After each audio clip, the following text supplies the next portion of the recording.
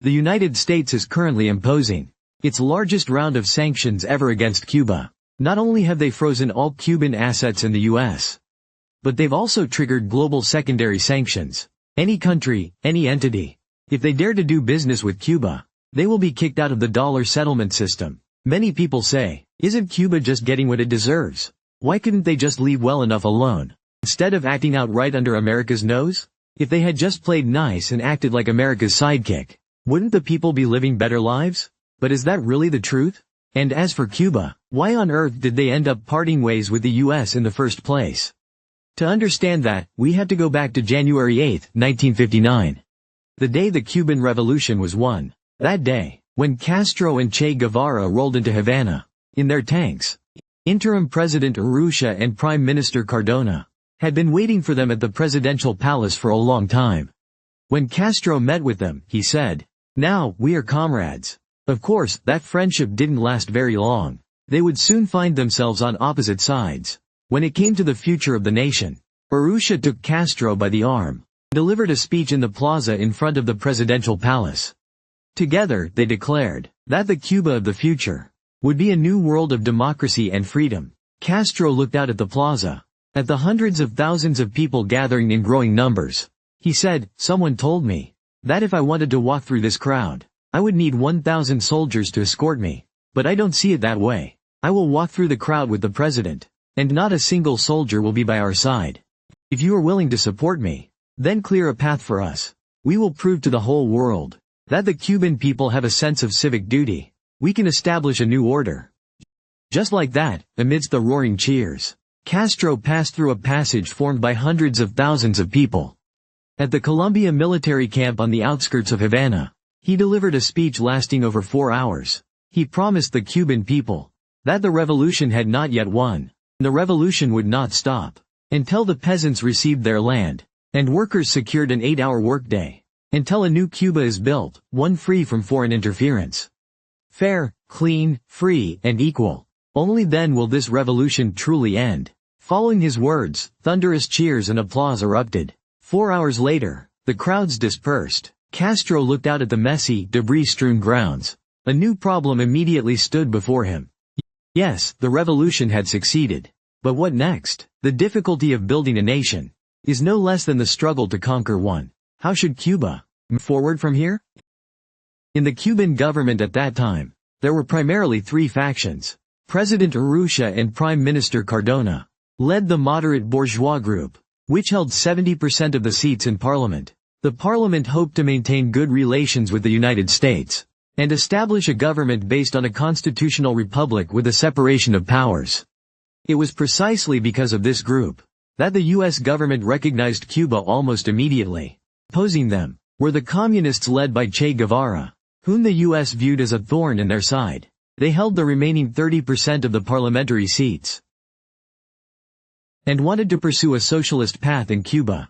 These 2 factions, one pro-American, and caught right in the middle of them, was the faction that actually mattered, the nationalist revolutionary group led by Castro. Many people assume that when Castro started the revolution, he had already decided to break with the United States, but in reality, Cuba back then hadn't reached that point yet. Castro was a true pragmatist. He was always crystal clear on one thing. The most important thing for the new regime was to survive, plain and simple, and to safeguard the fruits of the revolution. Even though the former president, Batista, had already fled. Before he took off, he emptied the national treasury and took all the gold with him. The government didn't have a dime, and the remnants of Batista's loyalist forces were still hiding in the mountains, running a guerrilla campaign, waiting for any chance to stage a comeback. If Castro couldn't keep his promises and carry out the land reform to win the support of the broad masses of farmers, then sooner or later, a new Castro would emerge and overthrow him. That's why in the new government's first-year plan, there were only 2 things that had to be done: consolidating power and carrying out the land reform. And the first order of business was consolidating power, which led to what would later earn Che Guevara the infamous label of the Butcher of Havana. During that whole series of events, it all started on the very day the government was formed, when in a village near Santiago, several mass graves were discovered, from which they dug up hundreds of mutilated bodies. Things blew up pretty quickly. The more moderate families of the victims were out there chanting slogans, demanding the butchers be sent to the gallows, calling on the government to get them justice, while some of the more radical citizens, seeing what had been done to their loved ones, simply didn't care about their own lives anymore. They stormed into the homes of officials, killing and burning everything in sight, determined to take them down, no matter the cost. To prevent the situation from spinning out of control, Prime Minister Cardona wanted the government to step in and have a team of professional lawyers set up a tribunal to put these political prisoners on trial. But Castro and Che Guevara had a different idea. The judicial process has too much red tape. It's just too slow. If we follow every single step of the process, the enraged public would send everyone to the guillotine. Cuba should follow the example of the Nuremberg trials and establish military tribunals, because they couldn't reach an agreement on this. Prime Minister Cardona announced his resignation on February 16. Castro took the opportunity to become the new prime minister. He tasked Che Guevara with organizing revolutionary tribunals to put an end to the arbitrary vengeance of the mob. Before Che Guevara took over, more than 20,000 people had been thrown into prison. Inside, the majority were rank-and-file soldiers and low-level police officers. If it were up to the Cuban people, all of these criminals would be executed by firing squad.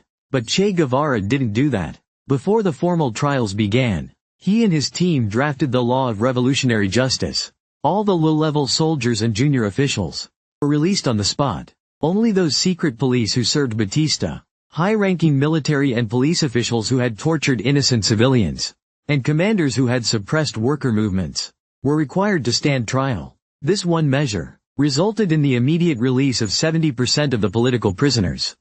In the trials that followed, Che Guevara also insisted that every trial have a jury composed of Revolutionary Army veterans and community workers. The trial files were also delivered to Che Guevara's desk that same day. He would often read through the files until late at night, because every single file represented a human life. Of course, he once said, that evidence is secondary, but he also told his assistants, revolutionary justice is not about revenge. It is about purging evil. We cannot use a dictator's methods to oppose dictatorship. Before Che Guevara took over, in Cuba, over 100 criminals were executed every single day. Not to mention the countless acts of vigilante vengeance among the people. After Che Guevara took charge, the number of daily executions dropped sharply to less than one. Throughout Che Guevara's entire political career, he was responsible for the execution of 216 people. According to data from American broadcasting networks, Che Guevara executed fewer than 500 people in total. That's barely even 1% of the death toll from the French Revolution.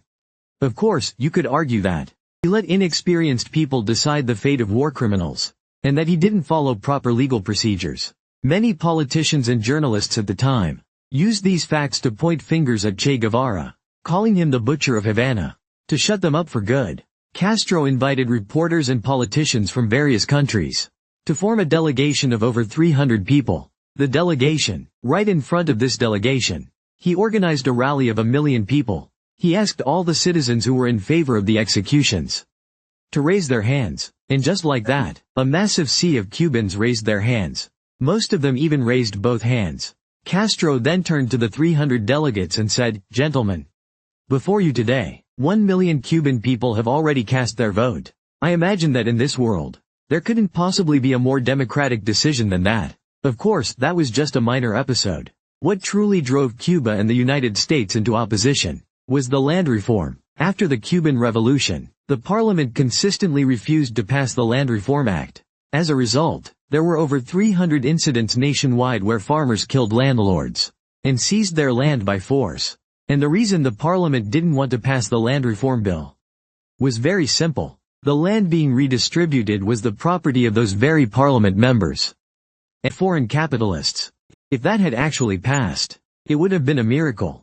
President Urrutia was a total pushover. He didn't want to offend the parliament, nor did he want to cross Castro. Trying to play both sides, he suggested, while the lords in parliament and our foreign benefactors hold on to over 3 million acres of land. Private property, after all, is sacred and inviolable. We certainly can't just seize it and give it to the peasants. Why don't we all just take a step back? We could raid the estate of former President Batista, scrape together 100,000 hectares of land, and distribute it among 2.5 million peasants. That way, everyone gets about half a soccer field each. The common people should be satisfied with that.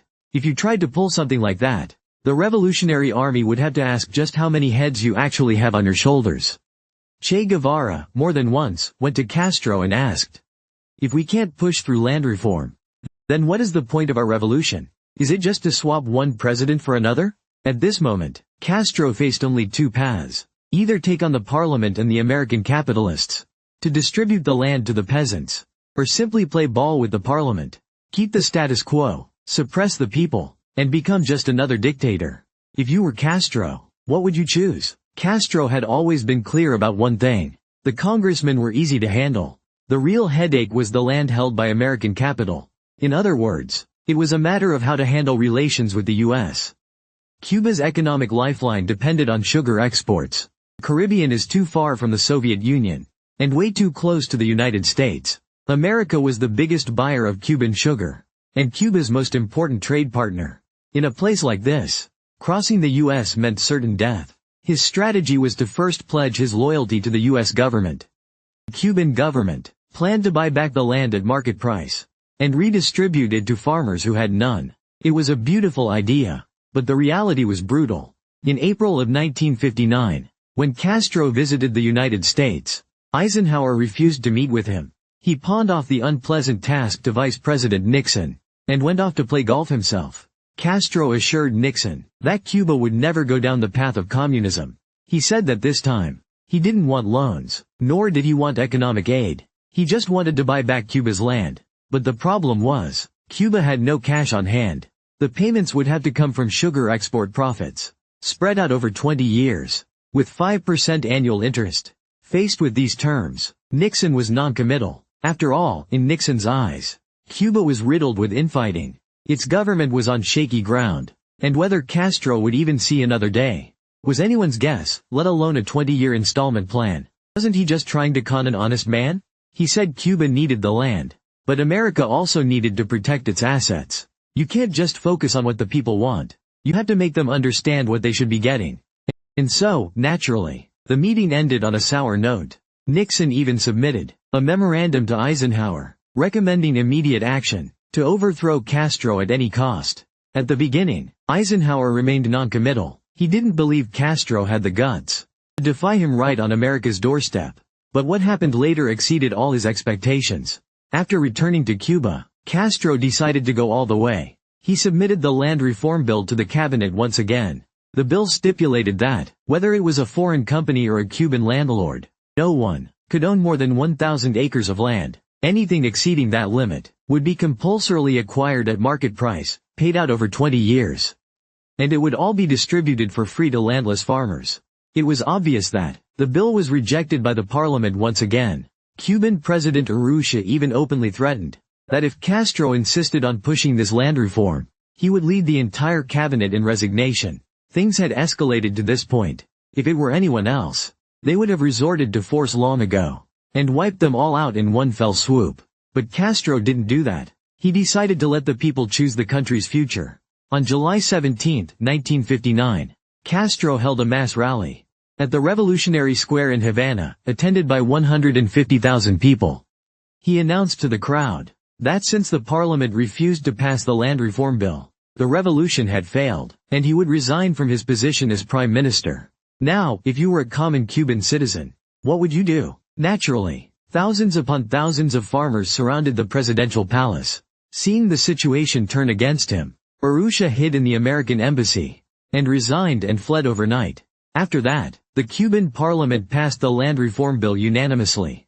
Yet in this reform, Castro would lose his own family forever. When the revolution first succeeded, Castro's mother, Lena, was beaming with joy every single day. But soon, Lena couldn't smile anymore, because the Castro family owned over 10,000 hectares of sugarcane plantations, and Castro decided to take all those sugarcane fields. All the plantations were redistributed to the farmers. When the land reform officials arrived at their door, Castro's mother grabbed a hunting rifle, prepared to take them down with her. While demanding someone call her son, Castro didn't pick up the phone. He had the courage to march past 100,000 people, but he lacked the courage to face his own mother. From that day on, Lena never acknowledged him as her son again. Castro's sister, Juana, ended up emigrating to the United States, and spent the rest of her life opposing the Cuban government.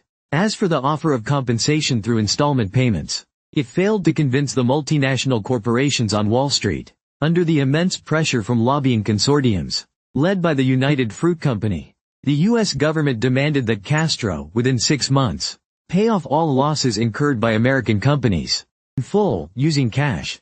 But that demand was completely unrealistic. Before Batista fled, he had cleaned out the entire national gold reserve. The Cuban government simply didn't have the money. Since they couldn't pay, the U.S. naturally announced an oil embargo against Cuba. It was during a minor peak of the Cold War, after all. Khrushchev had just made a bold threat, claiming he would bury capitalism once and for all. Anything the U.S. opposed, the Soviet Union was bound to support. The moment Cuba broke ties with the U.S., the Soviets stepped right in. In February of 1960, McCoyan visited Cuba. He thumped his chest and vowed that Cuba was a friend the Soviet Union was committed to. Is it oil you need? Is it money? The Soviets were willing to provide 6 million tons of crude oil in exchange for Cuban sugar.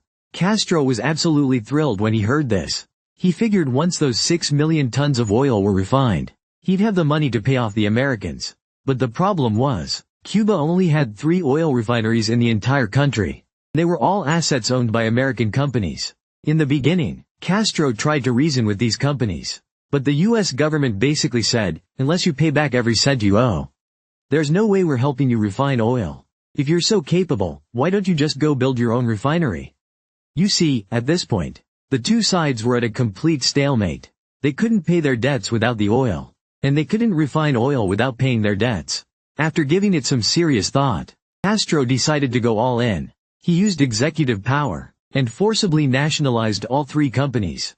But the problem was, by using tactics like that, while he did manage to get the oil flowing, he completely alienated the U.S. government. Eisenhower immediately launched a retaliatory strike. He announced a complete ban on Cuban sugar imports. At this stage, the relationship between the United States and Cuba had entered a path of escalating conflict, one that was becoming more and more impossible to reconcile. And right in the middle of this period of mutual suspicion, where neither side trusted the other, in March of 1960, the port of Havana, a munitions ship called La Cubre, carrying 76 tons of weapons and ammunition, mysteriously exploded. It left over 100 people dead on the spot. This explosion completely shattered Castro's trust in the United States. No matter how much the U.S. government tried to explain it, he was convinced that the CIA was behind it.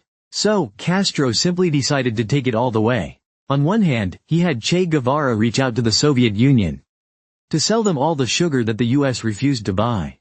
And on the other, on August 6, 1960, he held another rally. This time, Castro announced that he would pay market value to forcibly acquire all assets owned by American companies in Cuba. Of course, and Castro even added that this money should come out of the proceeds from Cuban sugar exports to the U.S.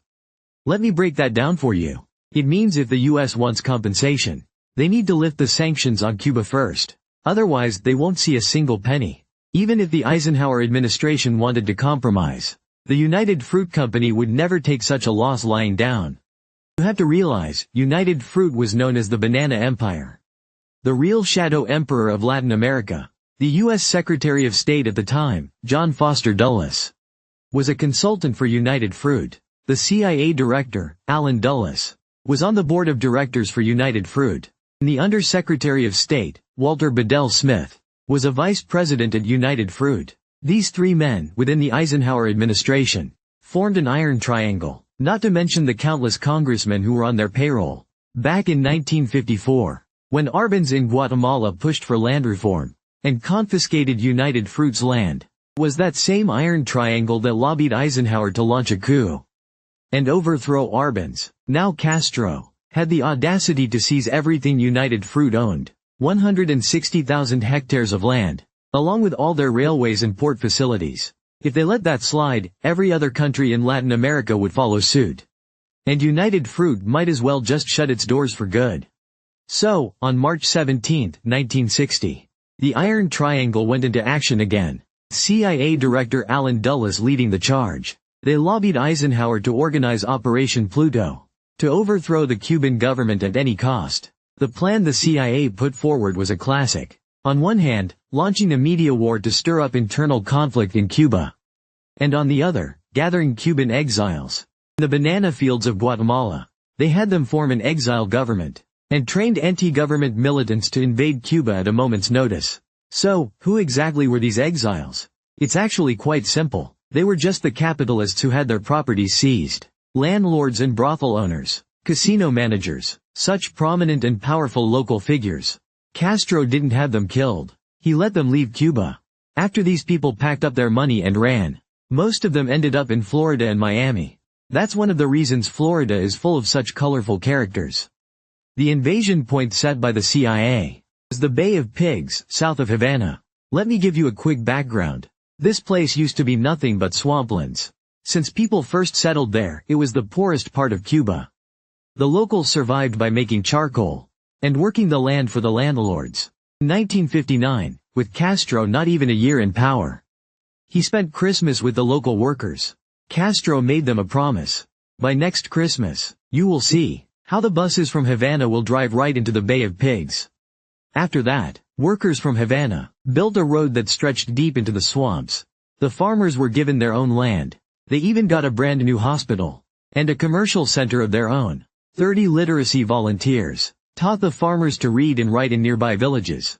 The government promised the workers they would build a seaside resort right there, so that the local people could all get decent jobs and wouldn't have to burn charcoal for money ever again. The resort's opening date was set for May 20, 1961. Just 6 months before the resort was set to open, the idealist Kennedy became the President of the United States. CIA Director Allen Dulles handed a top-secret plan to Kennedy. He wanted to protect the interests of the United Fruit Company by organizing Cuban exiles to land at the Bay of Pigs and overthrow the Castro government. According to the CIA's own internal assessment, if the U.S. military didn't get directly involved, the success rate of the Bay of Pigs invasion was less than 20%. But Dulles kept everyone in the dark, deceiving his superiors and subordinates alike. He gave Kennedy his word, promising that the Cuban people would never stand behind Castro. He insisted this coup would collapse at the very first touch. The most interesting part, however, is that because their operational security was so sloppy, 7 months before the landing at the Bay of Pigs, people in Guatemala were already spotting the training camps of the Cuban exiles deep in the jungle. From Florida all the way to Cuba, everyone was talking about it, wondering exactly when this invasion was going to start. Kennedy, meanwhile, played along while knowing exactly what was going on. Between him and Dulles, they were bitter political rivals who couldn't stand each other. He planned to play along with the scheme, using the situation as a pretext to oust Dulles and put his own people in charge of the CIA. And so, this entire bizarre operation just inexplicably went ahead as planned. On April 17, 1961, when 1,500 Cuban exiles landed at the Bay of Pigs under the cover of darkness, they were terrified to discover that the Cuban peasants weren't surrendering at all. Instead, they fought back with fierce, fearless resolve. Far from being overthrown, Castro's army moved along the newly paved roads, rushing to the battlefield with speed. The exiles were quickly surrounded on all sides. During the Bay of Pigs crisis, the United States and the Soviet Union were already locked in a standoff. In Europe over the Second Berlin crisis, Khrushchev issued a stern warning. If the U.S. dared to intervene in Cuba, the Soviet Union wouldn't mind a proper showdown with the Americans. With that context, Dulles still pushed for the deployment of the Marines and requested airstrikes against Cuba. Kennedy flatly denied his request. There would be no more airstrikes. This ends here. And just like that, the Bay of Pigs incident began in the most baffling way and ended just as inexplicably. In the aftermath, Kennedy declared that he would shatter the CIA into 1,000 pieces. He removed Dulles from his post. He handed the CIA's military command over to the Department of Defense. And he launched a series of investigations into the United Fruit Company. After that, Guatemala, Honduras, and Colombia, all those colonies of United Fruit, saw that Cuba had survived completely unscathed. They also announced the confiscation of United Fruit's assets. That banana empire began its decline from that moment on. That's a story for another time. Anyway, Castro had survived the American onslaught. Through the series of events since the founding of his government, and the constant pressure from the U.S., he came to realize one thing. Unless he declared the revolution a failure, dissolved his government, and returned the land to the landlords and multinational capital, the conflict between Cuba and the United States was a structural contradiction that could never be resolved. So, naturally, during the Bay of Pigs invasion, he officially declared Cuba a socialist state. And he himself, Castro, had been a communist all along. Khrushchev received this surprise with such joy that he downed 2 bottles of vodka in one night. The Soviet Union quickly agreed to form an alliance with Cuba, providing goods, military advisors, and deploying nuclear weapons. Just like that, Cuba became a socialist nation, a thorn in the side right under America's nose. Once that thorn was in, it stayed there until the collapse of the Soviet Union, and it's still there to this day. So, what happened after that? What did Cuba actually go through? And how did Cuba complete its transition to socialism? Why did Che Guevara and Castro, those 2 close comrades in arms, eventually go their separate ways? In the next episode, the road to socialist transformation in Cuba. Stay tuned. Like, save, and follow, so you don't miss the next update. This world may not be perfect, but we must continue to walk toward the light.